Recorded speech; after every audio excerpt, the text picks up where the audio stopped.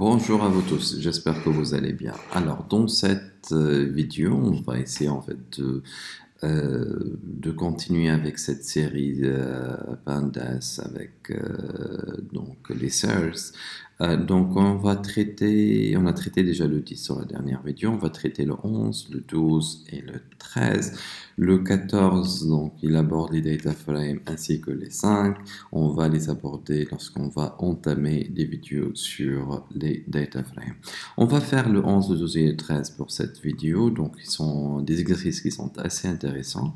Donc, le 11, le but, c'est de récupérer la position d'une donnée ou d'un item à partir d'une série donnée. Il y aura en fait deux séries et on va récupérer l'index d'une composante ou d'un composant en fait d'une série 2 à partir de la série 1. On s'expliquera en fait avec la pratique. Donc on va prendre déjà faire appel en fait à Pandas bien sûr avant toute chose, à SPD, voilà, et puis on va prendre par exemple une série 1 et une série 2. Donc série 1, genre série 1, voilà, on va prendre des nombres aléatoires, donc pd.series, donc parenthèse, et puis comme d'habitude on fait des crochets, et puis donc là ça va être 1, 2, 3, 4, 5, 6, 7, 8, 9 par exemple, voilà. Et puis je vais prendre une autre série 2, de telle sorte que cette série est voilà, que cette série en fait ait des informations qui sont incluses dans la série 1. Donc genre 1,3, 1,5. Je prends aussi le 9 pour finir. Voilà.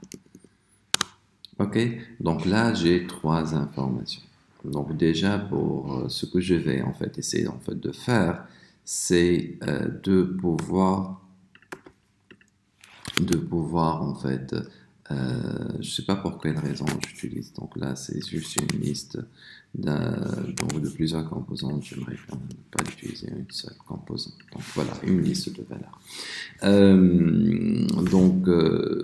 L'idée en fait, c'est que si j'aimerais bien récupérer en fait donc l'index de cette valeur-là, en fait c'est très simple en fait, il faut juste mettre pd.index, i majuscule je pense, oui, index, donc de quelle série, donc on va prendre la série 2, donc série 2, voilà, par exemple, et puis dans getLock, par exemple, de 5. D'accord, et puis je vais le mettre en fait, cpt égale à cette valeur-là, et puis print cpt, voilà.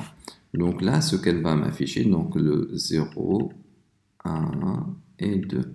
Normalement, elle va m'afficher en fait 2 qui va me donner en fait l'indice en fait de 5 dans cette valeur-là. Donc moi, à partir de là, ce que j'aimerais bien en fait voir, donc le 1, se présente où exactement dans la série 1, le 3, il se présente où dans la série 1, le 5, il se présente où dans la série 1, le 9 se présente où dans la série 1. C'est ça en fait le but de cet exercice. D'accord. Donc là, on a deux séries. On aimerait bien en fait avoir donc la position d'un composant, d'un item dans une série à partir de l'autre série. Voilà. On va procéder à la même chose. Juste, je vais pas la simplifier, mais beaucoup plus en fait travailler d'une façon méthodique. Alors, ce que je vais en fait faire déjà. Juste, j'affiche en fait mes deux séries, juste la série 1. Puis en fait, j'affiche la série 2. Voilà.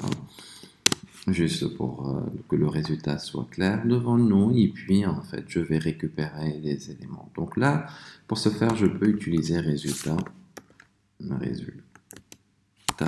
une variable, donc où je vais en fait traiter d'un coup en fait le même principe. Donc ça va être pd.index.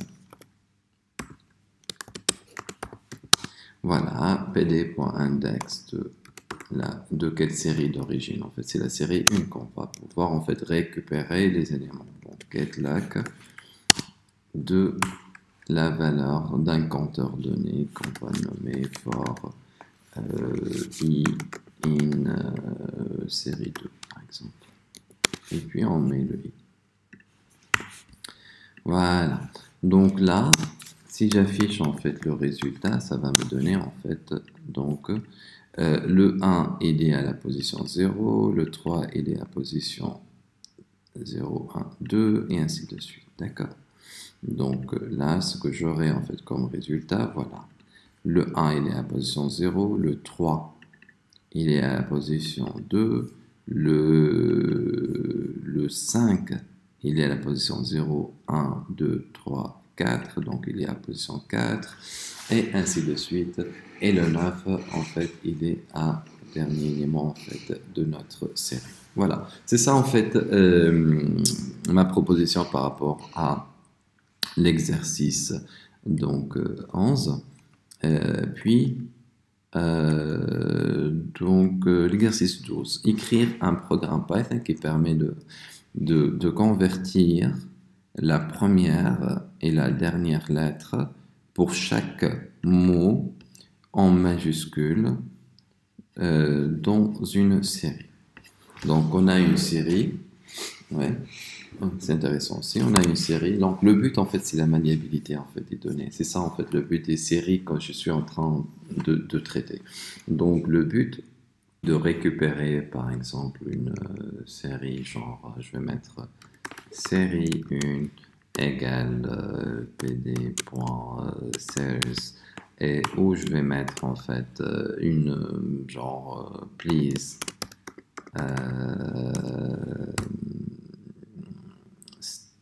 genre le genre de please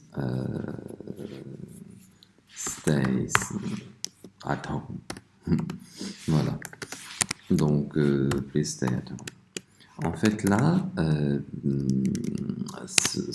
donc j'aimerais bien pour chaque mot en fait qui est dans cette série, j'aimerais bien que la première et la dernière lettre soient en majuscule.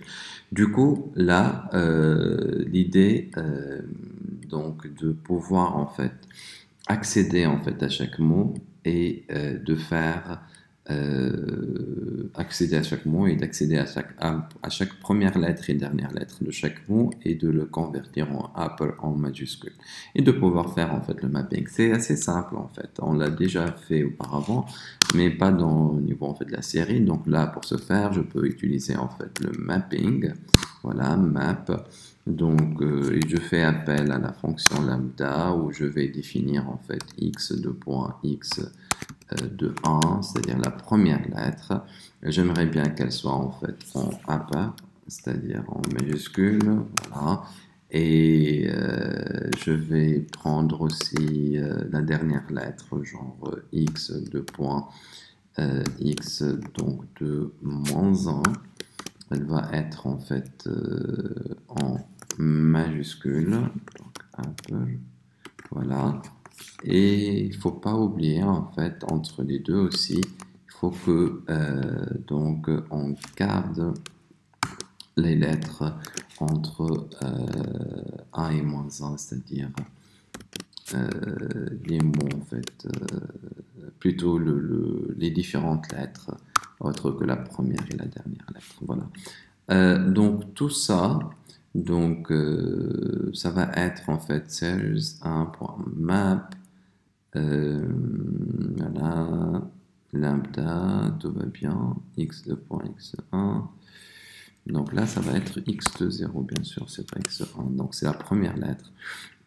X de 0, point upper, plus plus. Donc là, juste je mets ça en fait dans une variable. résultat. Voilà, résultat, voilà. Et puis je fiche en fait le résultat. Donc ce que j'aurai normalement, alors, x de point, x de 1, x, non, voilà, c'est tout à fait normal. Le x de point, je l'ai défini ici en fait. Donc là, ça va être en fait le résultat de f de x. Donc là, voilà. Donc please, voilà, le P, le E majuscule, stay de même, add de même et home de même. Du coup, j'ai converti chaque caractère, plutôt la première et la dernière lettre de chaque mot en majuscule. Voilà. Donc là, c'est le but en fait de cet exercice-là. Puis je fais appel en fait à l'exercice dernier, c'est celui du 13, où on va calculer le nombre de caractères donc, pour chaque mot dans une série. Tout simplement, c'est la n. Mais bon, le résultat, à la limite, on va faire résultat égal series, .map comme la dernière fois, donc lambda et puis x de point len de x.